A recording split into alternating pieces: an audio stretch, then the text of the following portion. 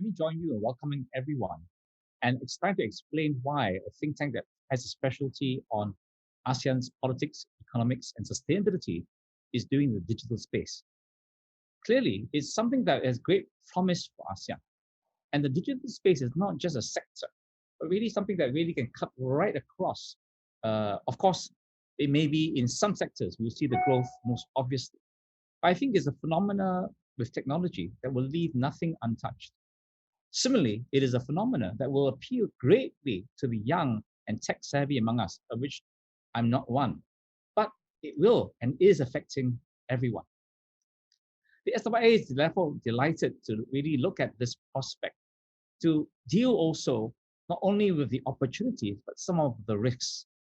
The risks that the 10 members of ASEAN may struggle to come to some common understandings, set some standards that make sense for all diverse 10 members, and which also makes sense in a global economy.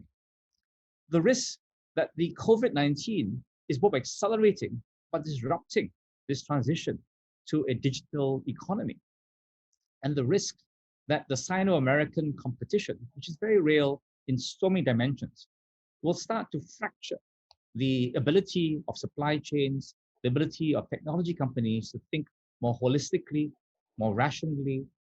We're therefore delighted to bring not only our think tank analysis to it, but to really talk to people like Dr. Lan, who is from ASEAN Secretariat, who's really trying to help bring together governments to dialogue and find consensus and ways forward. We also are delighted to bring private companies and their representatives like Mr. Andrew Williamson from Huawei to really discuss how the private sector is responding to these opportunities and yet some of these uncertainties that are emerging from government regulation and the marketplace. The SIIA will continue to work. Singapore is a bit of a digital hub. We try to be a hub of most things. And we will be progressing Singapore's help and efforts in terms of reaching digital economy agreements. And of course, as part of ASEAN, to treat our region go forward together out of this crisis, emerge stronger, better, and perhaps, or certainly, not perhaps, certainly more digital. May I therefore ask our speakers to take over, and after that, welcome my fellow council member, Dr. Satya, to moderate the discussion. But first, our first speaker, Dr. Lekeng Lan from the ASEAN Secretariat. Dr. Lan, please.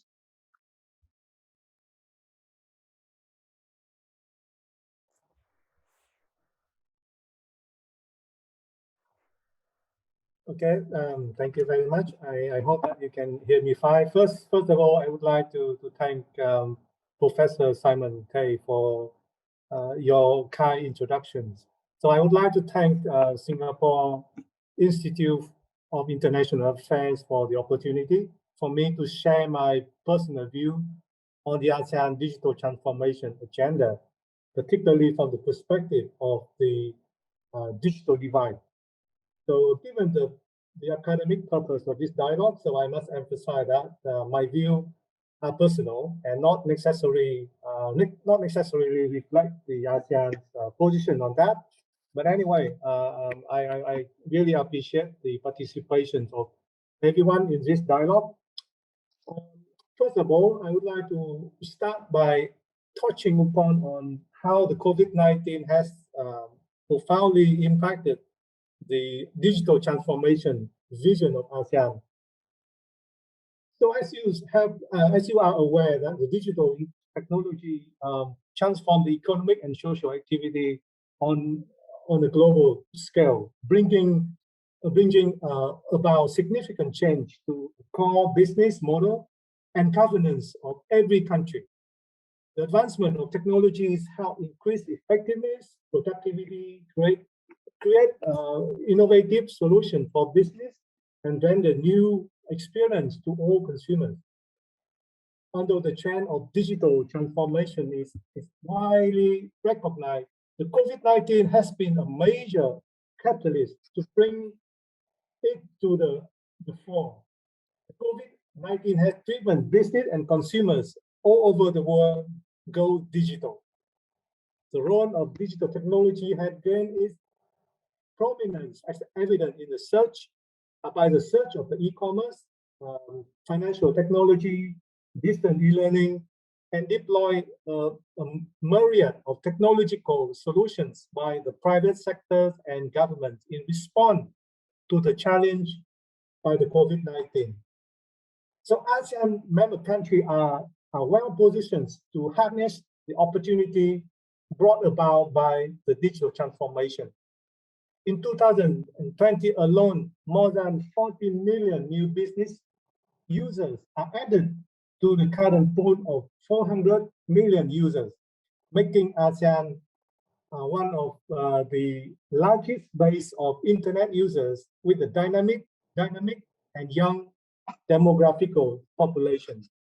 So it estimates that due to the COVID-19, one of every 3 users of all digital service consumers in ASEAN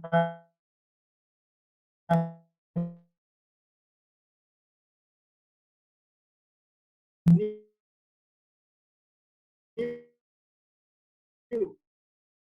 8% to only 37%. And the impact of the technology adoption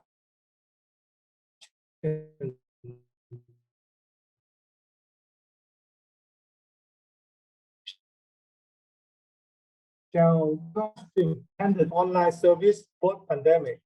So as a result, the internet economy of Southeast Asia reached about 100 billion in 2019, and it's expected to hit about 300 billion by 2025. That is a significant number.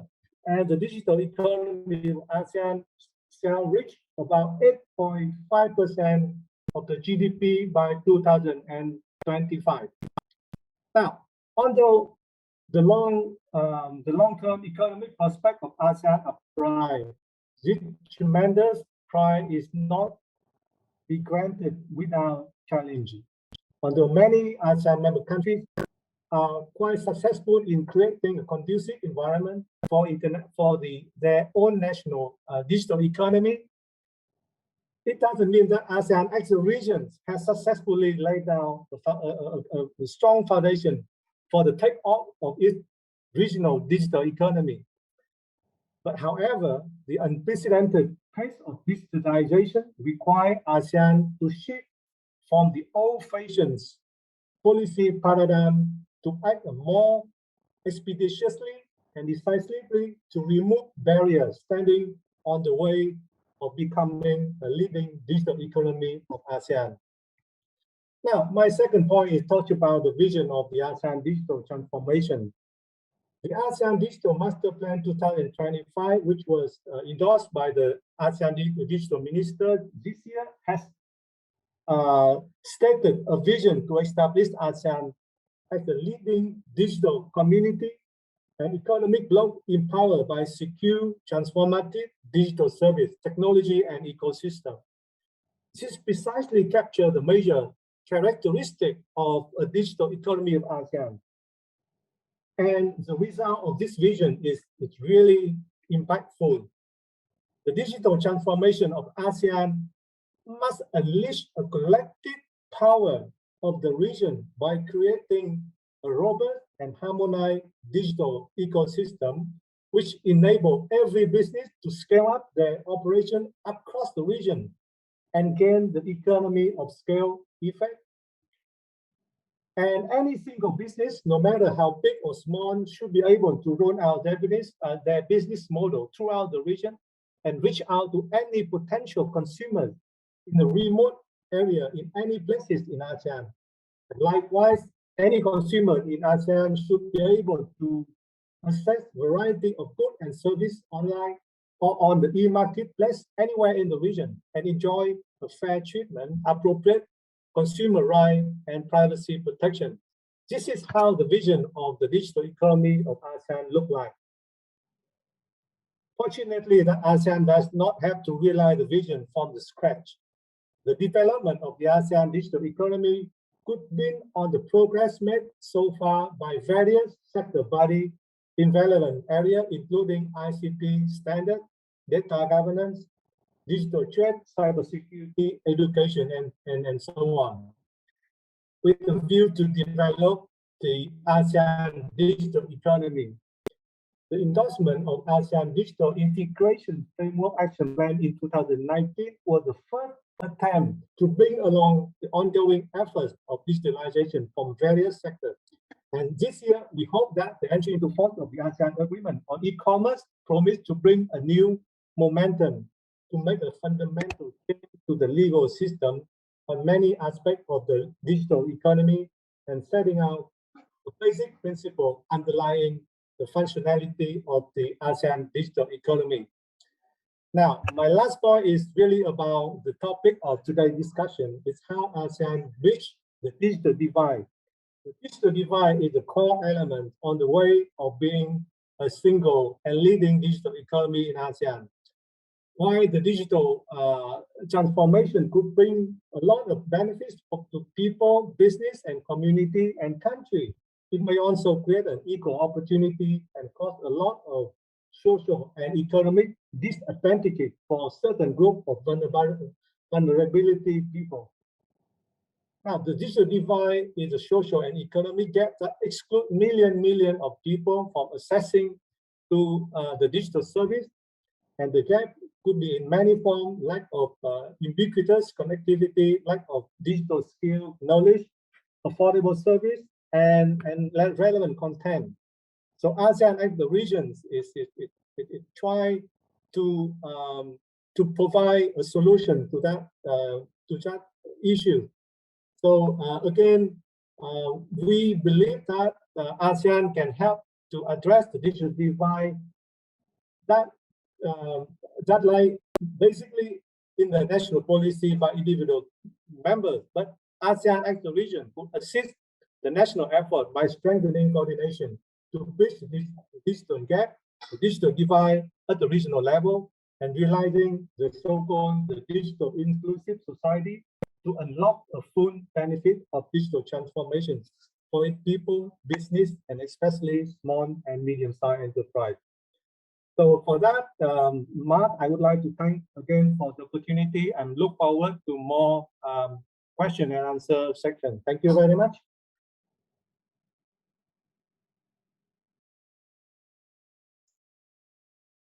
I think, Andrew, do you want to make your remarks now? Yes, hope you can hear me okay.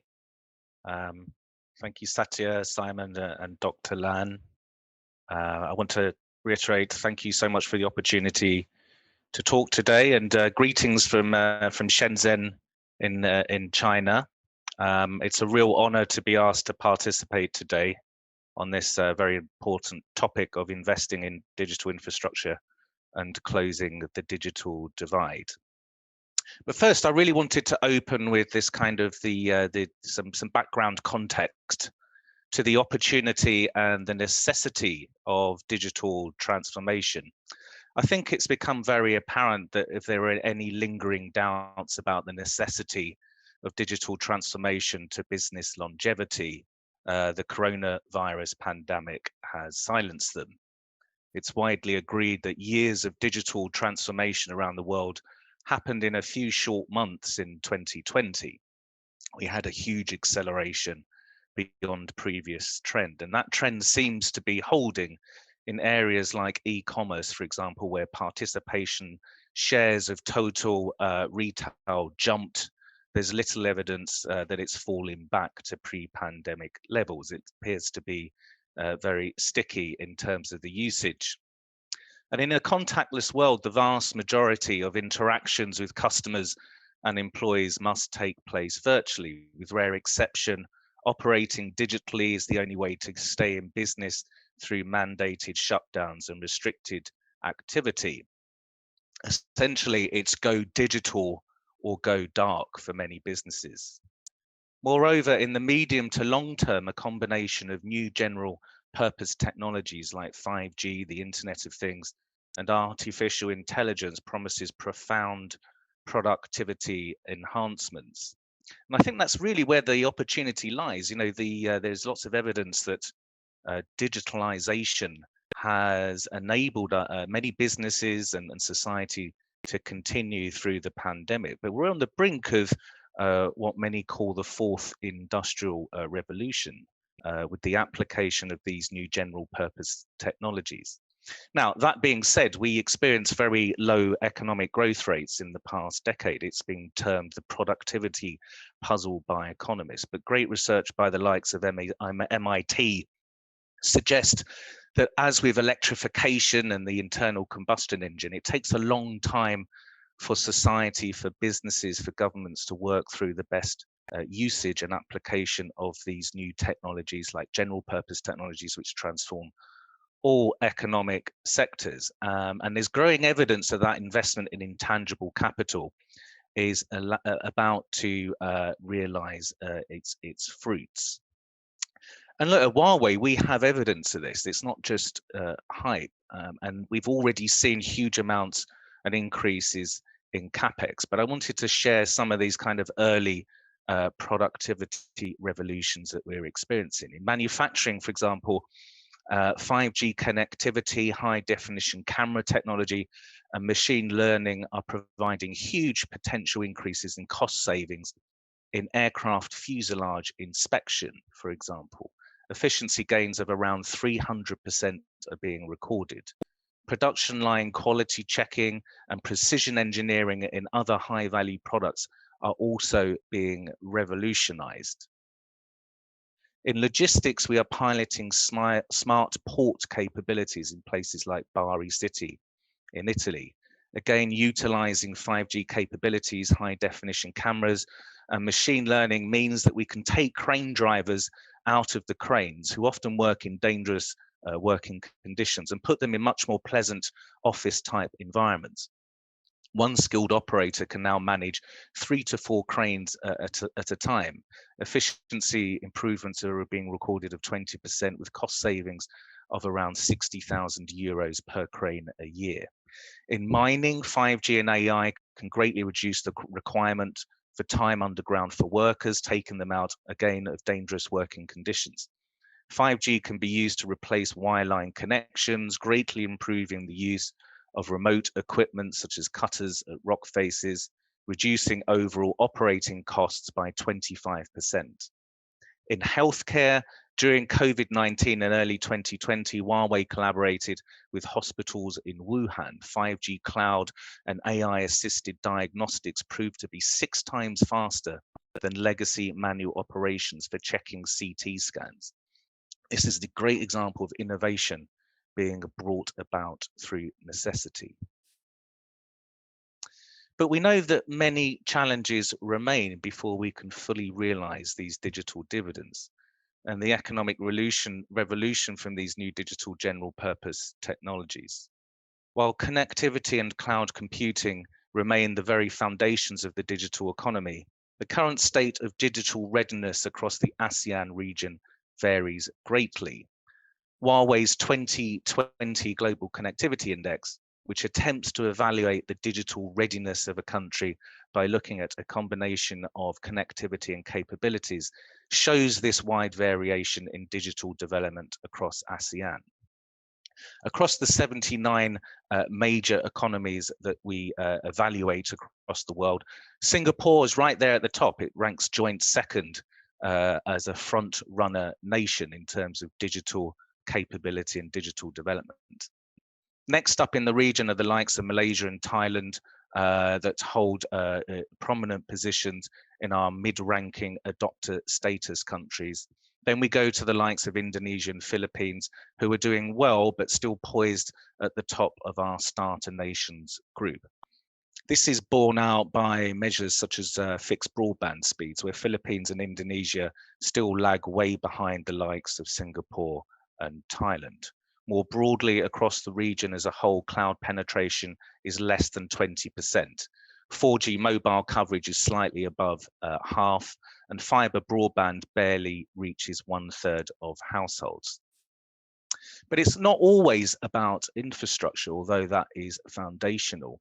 To close the digital divide, we need to go beyond providing access and infrastructure. Digital awareness and skills are equally as important. According to a recent study by Roland Berger, across Southeast Asia, there are approximately 150 million adult individuals, or 31% of the adult population, that remain digitally excluded because they lack access to communication technologies or have low levels of digital literacy. Small and medium-sized enterprises also constitute the vast majority of businesses and even employees across the region. We know from a myriad of research that SMEs suffer from a well-known productivity gap to their larger company compatriots. And a lot of this economists pinpoint as the reasons for our productivity puzzle. In the OECD, for example, they calculate that labour productivity per worker of micro enterprises can equate to as little as 10% of large firms. It's probably even more pronounced across the ASEAN region. So digital transformations of micro, small and medium-sized enterprises will be particularly important for the region in terms of closing that digital divide. And we know that to date, that's been a particularly acute problem, but one of opportunity as well for the ASEAN region.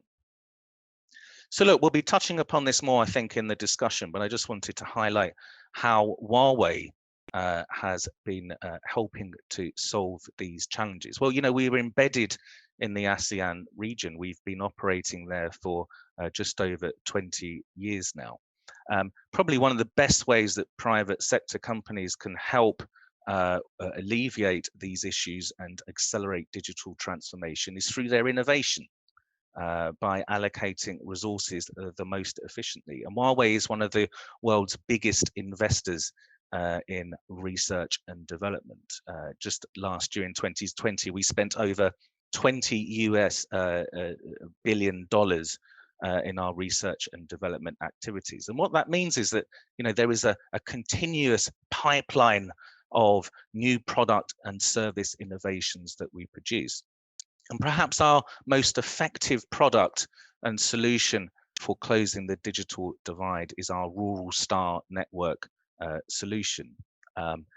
Now, this is because when it's left to the private sector, there's often a very weak business case to build 4G, 5G networks in rural or even worse, remote locations, because the costs of base stations, antennae systems rapidly go up compared to the urban built-up environment. They can be 70% more expensive. So the Rural Star solution that we've provided really upends the business case for this. It reduces costs by 50% in terms of startup, setup costs, and then ongoing maintenance. The carbon footprint, the energy footprint of the Rural Star solution is also extremely minimal. It runs off of barely 5 light bulbs equivalent of electricity consumption. In fact, when it's coupled with our solar solutions as well, we can actually produce excess energy for rural communities in the ASEAN region. Skills are obviously very important as well. Huawei's ASEAN Academy began operations in 2019. It aims to enable the digital transformation of local ICT industries, promote digital transformations for SMEs, and facilitate the creation of a 5G-based innovation ecosystem. The program already covers 4 countries, Malaysia, Thailand, Cambodia, and Indonesia, and has trained a total of nearly 24,000 talents for local communities. We have plans to benefit many more in the ASEAN region over the next few years. Huawei Seeds for the Future program committed on July the 8th this year to an investment of $150 million in digital talent development over the next 5 years, benefiting more than 3 million students around the world. Echoing this global initiative, Huawei Asia Pacific plans to cultivate 400,000 local ICT talents based on our Seeds for the Future and other programs. For startups, Huawei also announced its intention to invest $100 million at the inaugural Huawei Cloud Spark Founders Summit, which took place simultaneously in Singapore and Hong Kong. Huawei has been helping Singapore, Hong Kong, Malaysia, and Thailand nurture and build out their digital startup hubs. So look, I'll finish there. I really look forward to talking about these and other issues in more depth during the Q&A. Thank you very much. Thank you, Dr. Lan and Andrew, for your both wide-ranging and very deep comments. There were lots of examples in both your presentations on the opportunities and the progress that is being made in the digitalization of ASEAN, especially in the last 15 or so months. I have the pleasure to moderate this dialogue, and I'd actually like to start. Participants, please key in your questions in the Q&A box. I already have a couple of questions from Ong Bao Xuan. In a way, that was one of my first questions, really, Dr. Lan and Andrew, which is the elephant in the room in ASEAN is really around choice, or choosing between the Chinese emerging standard and the so-called Western view, which the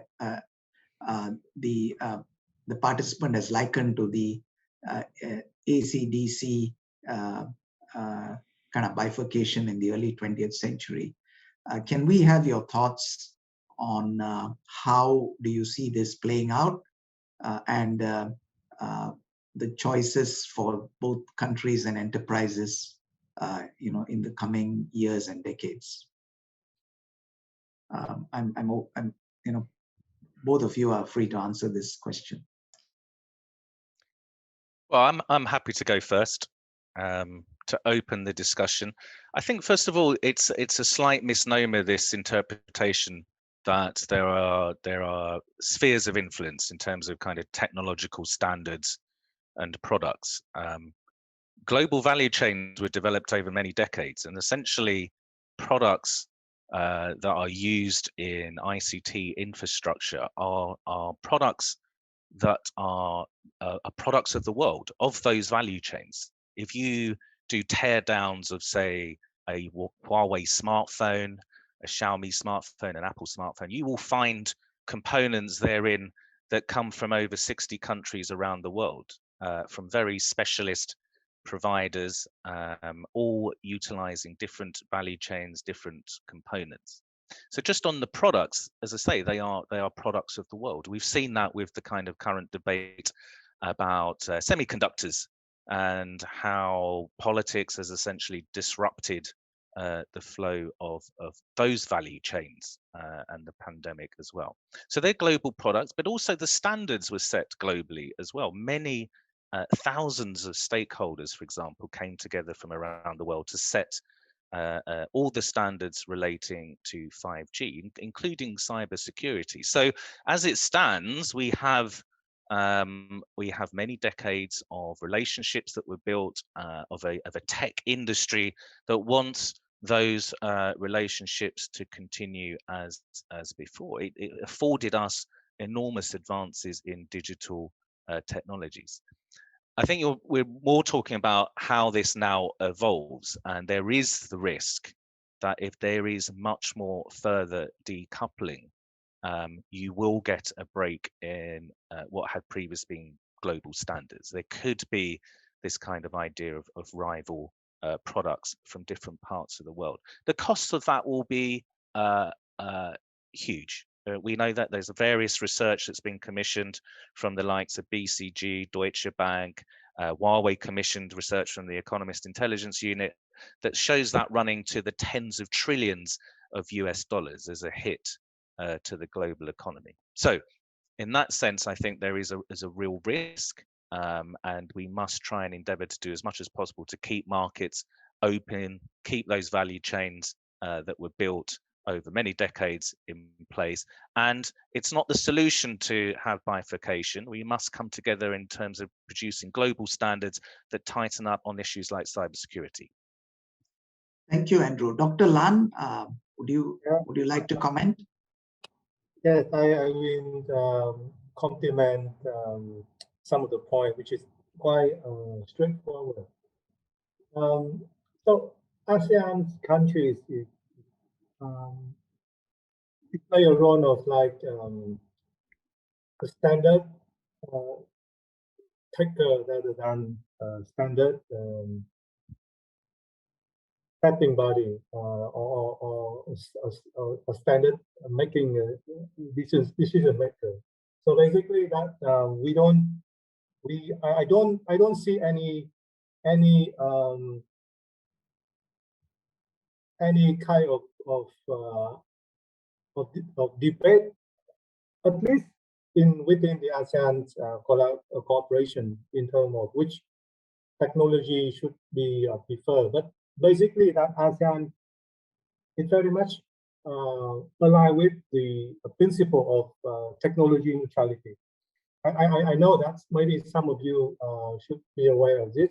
This is one of the key principles of the ASEAN e-commerce agreement, which will be coming to force shortly, hopefully by this year. And the principle of technology neutrality basically stated that we shall not try to prevent one technologies over the others, and it's up to the users who will decide what kind of technology that they are going to use. So that is why I don't think that ASEAN actually has been trapped between any kind of debate like this. So, but at the same time, we acknowledge that there is a significant concern about the risks that I share some of the comment by Andrew. We should have a common standard. We should have because that standard will enable the country or the industry to maximize the economy of scale, and that particularly important to the ASEAN digital economy, and also any kind of digital economy that we can think of. Thank you very much. Thank you, Dr. Lan and Andrew. I think to summarize what you said, both of you said, the answer to that bifurcation is far more nuanced, given the complexity of global value chains, as well as the fact that at a more ASEAN and a national level, some principles around technology neutrality will prevail. But the key forward action is to start thinking about standards which are more ubiquitous, which then allow the choices to be made more rationally. Thank you very much. I want to move on to one of the questions which is really burning for many organizations which are driving digital transformation as well as countries, and that is around the movement of talent. And clearly in COVID, national boundaries have become far more, shall we say, solid, and movement of talent has been a key issue. So Dr. Lan, if I may ask you this question, what at the ASEAN level is being done to allow for movement of digital talent from one country to another? What do you think can be done to lighten this rather very tight work situation? Yes, this is important, but also complicated questions for ASEAN. Within ASEAN, we do have some sort of mutual recognition of the professional, but lastly, the movement or the mobility of digital talent is really up to the governments of ASEAN to implement, rather than it is implemented on at the regional level. So having said that, I think in my personal view that any country of ASEAN have a policy that discourage the mobility of digital talent. Basically that all ASEAN member country, or at least from the government point of view, the mobility of digital talent should be one of the priority in order to promote, in order to empower the digital workforce in individual ASEAN member countries. The issue with that, ASEAN have no established a common platform in order to enable the mobility of digital talent across the country. The second point is that even though we don't have that platform, but we do appreciate the necessity to strengthen the digital skill and digital education in ASEAN. And there are a number of platforms that you, the private sector, can figure out. One of those is the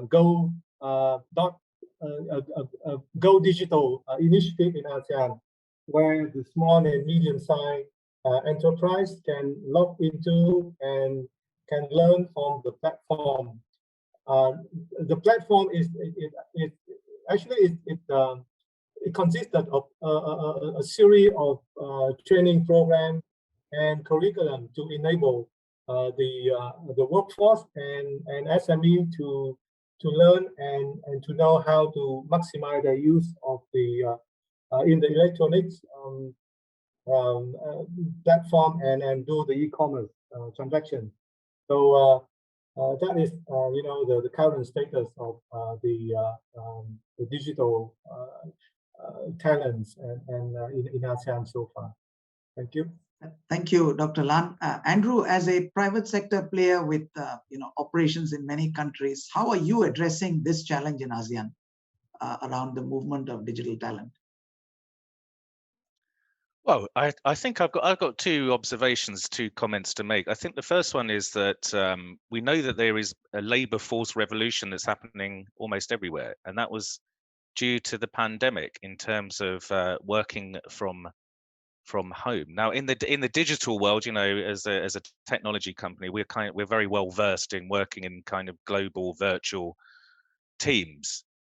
So, if anything, there's been a more pronounced movement and shift, I think, across many kind of digital startups, companies towards that. The pandemic has really shown that we can operate and continue to work. That being said, lots of us miss the kind of international travel, and I think that kind of personal interaction is still really important. But a foundational aspect of digital infrastructure then is that it has proven to work, perhaps beyond what many people ever expected or anticipated.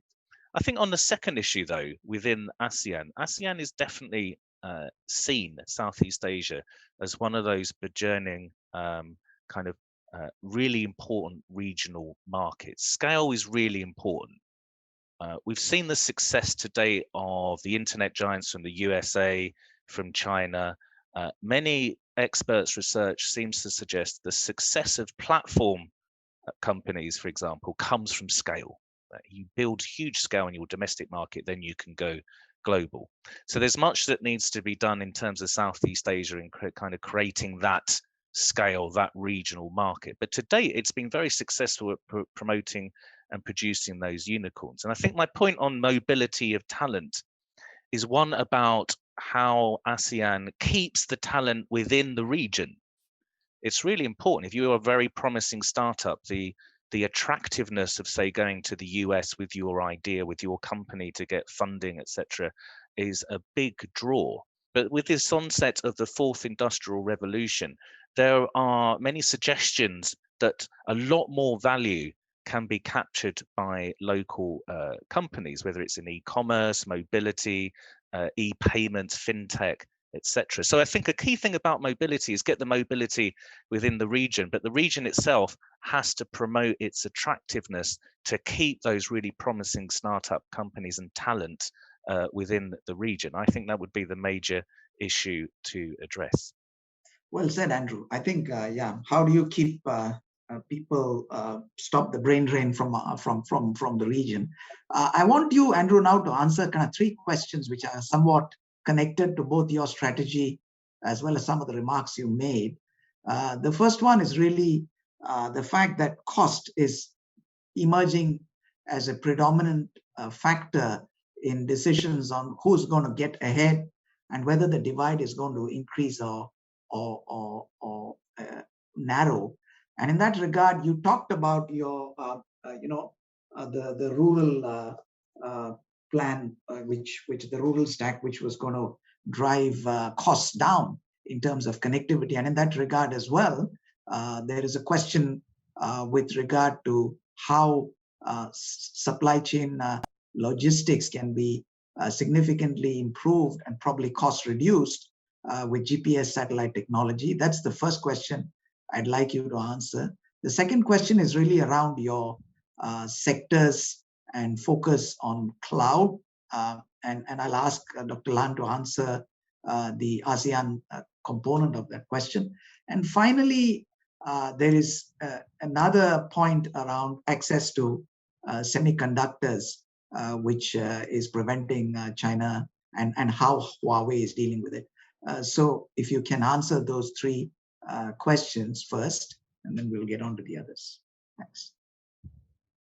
Okay, so three great questions. I will try to be quick. In terms of the cost, yeah, I mean, of course, the digital divide that exists, I try to talk about those other pillars. It's awareness, it's skills, but at the kind of foundational level, it has to be about infrastructure. Now, companies like Huawei, having operated in very difficult parts of the world, including China, really is a world leader at producing those types of low-cost solutions. The Rural Star is really quite an extraordinary product. As I said, it completely changes the business model for telco operators to make profits. Currently, a lot of kind of product offerings mean that you just cannot make money. We're talking about remote communities, rural communities, where the revenue per user, per customer is going to be 90% lower than in urban cities in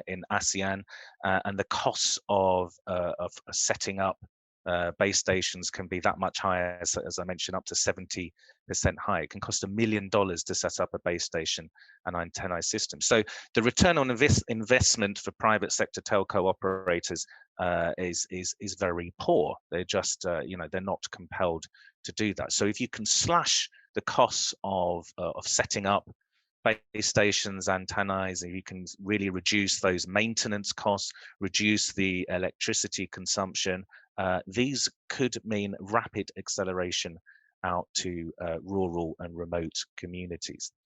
But that can only be done if companies like Huawei are able to invest all that money into research and development, take the risks to drag the industry along with it to do it. So it's really important that those kind of global value chains hold. And then on the second question was about cloud, your cloud strategy and the focus of your sectors. Yeah, well, the cloud strategy is one that's developing very rapidly. We are currently number 2 in terms of providing cloud computing capability in China. And I think recently we've moved into the top 5 globally. It's a really important part of the overall digital infrastructure solution as companies do undertake cloud conversion and digital transformation. So we offer those services competitively across the region. I mentioned the Spark program that we have, other initiatives primarily targeted at digital startups in terms of providing them with the tools and solutions that they need to succeed. And then on the last issue about semiconductor supply, well, clearly this is one that is a very dynamic position. I think it's best placed by research that came from Boston Consultancy Group last year. Where politics starts meddling in global value chains, there are a number cascade effects, multiplier impacts across the world. And you can pinpoint the current shortages that we're experiencing to that. But the BCG report essentially provided evidence that all this is going to do is accelerate the capabilities of China, which was quite happy to source a lot of the kind of the intellectual property, the capabilities from other countries. I was developing much more slowly its capability. That's now radically changed. We know from the dual circulation policy that that China is trying to build independence semiconductor manufacturing. And is probably likely to succeed. So all that's going to happen is that kind of US technical leadership, the money that it was making that it could then reinvest in research and development is going to fall potentially precipitously. So currently we are okay. We stockpiled. We are still very much able to deliver 5G solutions, other network solutions to our customers. And we hope that that rational minds come to the fore and a solution is made in the near future. Thank you, Andrew. Dr. Lan, I want you to focus on the policy and the kind of national aspects of some of these questions, in particular around the areas that ASEAN or governments are doing to hasten the digitalization process. Again, with the focus on 5G and cloud, what are you seeing happening, and what do you think more can be done?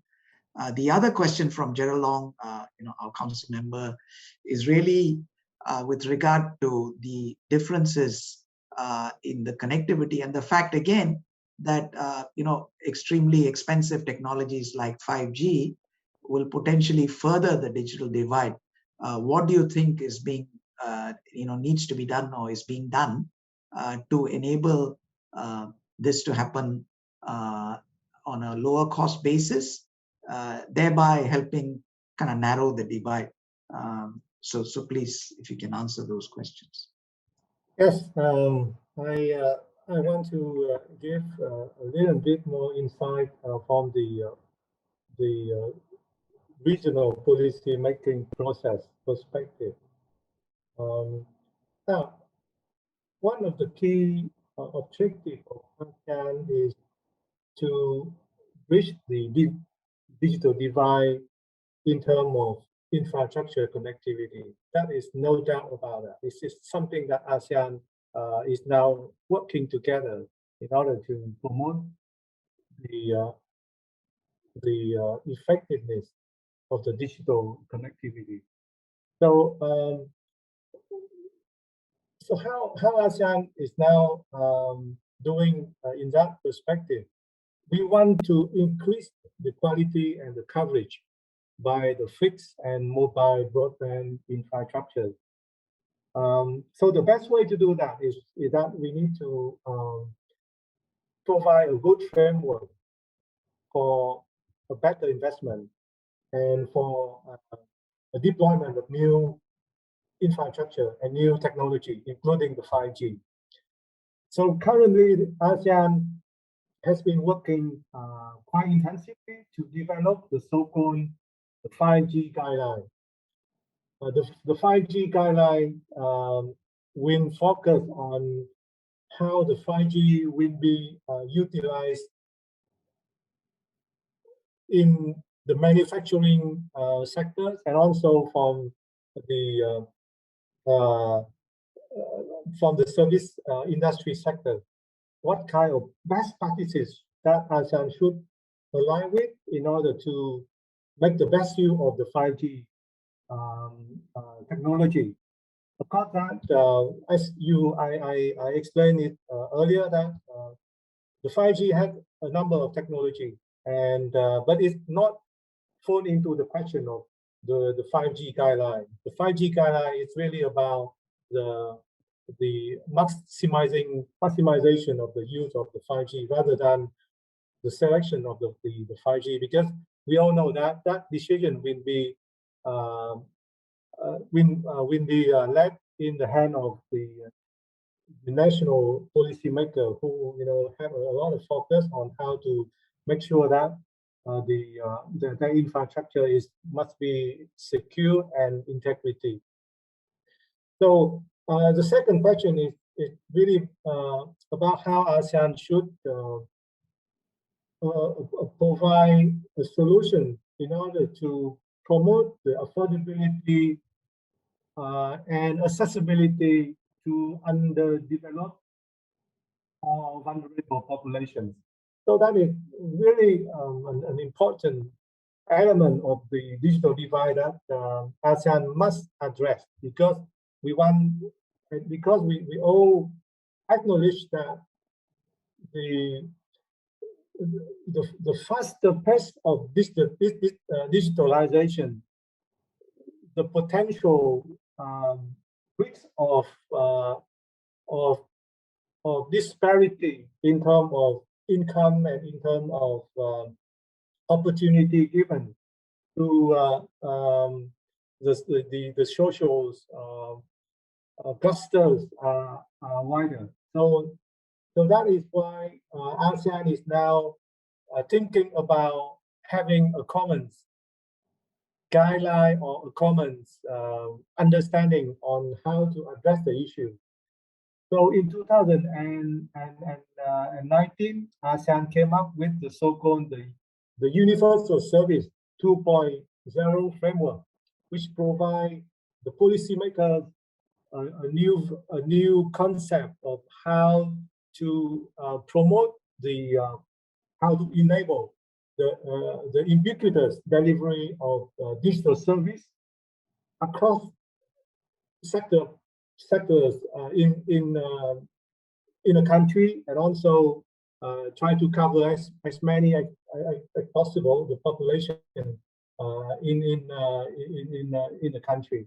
So the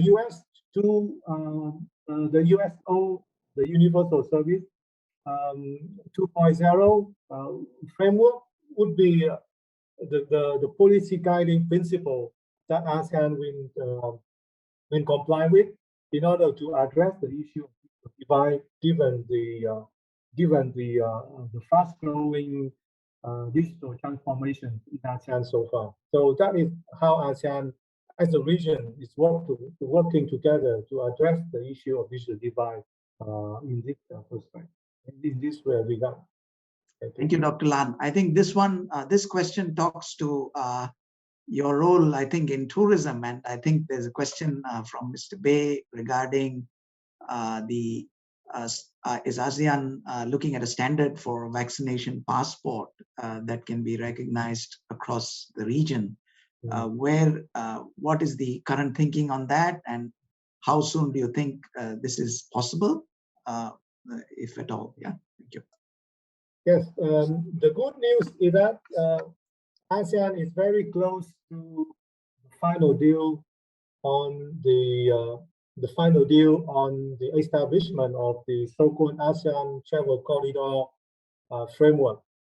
We are very close to that, and I hope that with the framework, then ASEAN member country can now sit down together and initiate the travel corridor arrangement between the ASEAN member countries. So let's say between Indonesia and Singapore, Vietnam, Malaysia, so that we will provide a safe and secure travel corridor amid the COVID-19 pandemic uncertainty.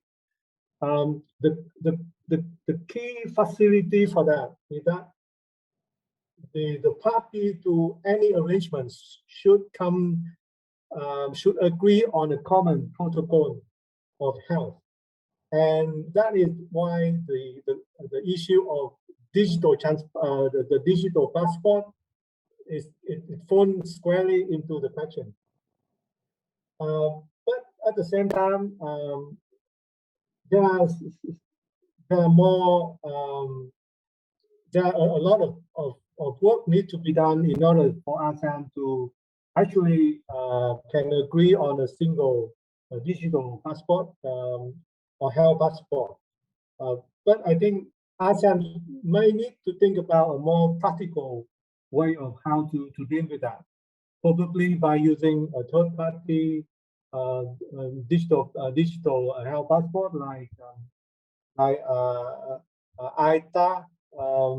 Travel Pass, But at the same time, that ASEAN also think about the option that ASEAN can agree and develop its own digital health passport. So thing is still being discussed, and no concrete answers for that. But anyway, anyhow, that issue will not prevent ASEAN from coming into the arrangement of travel into the travel corridor arrangement between the parties.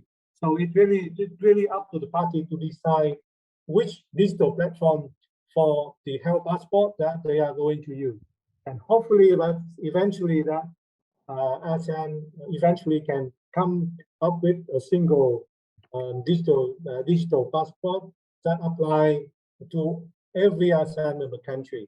But that would may need some more time together. Thank you. Thank you, Dr. Lan.